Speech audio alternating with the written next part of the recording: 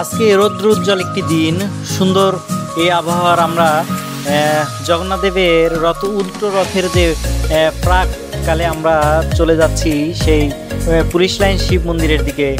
আজকে কিন্তু জগন্নাথ দেবের উল্টো রথ উদযাপিত হবে।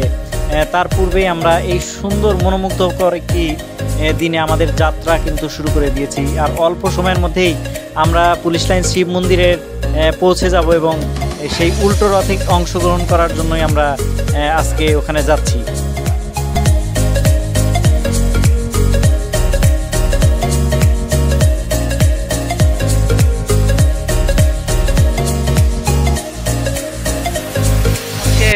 আমরা ঠিক পুলিশ লাইন শিব মন্দিরে যে উল্টো রথ, পুলিশ লাইন শিব মন্দির থেকে ঠিক সেউজগাড়ি সেই ইস্কন মন্দিরে যাবে।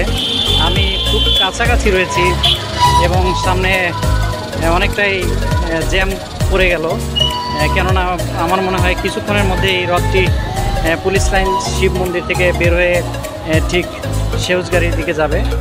আমরা যদিও রিক্সায় আছি, অনেকটা জ্যাম রয়েছে। আমার মনে হয় রিক্সা থেকে এখন আমাদের নামতে হবে, নেমে হেঁটে যেতে হবে।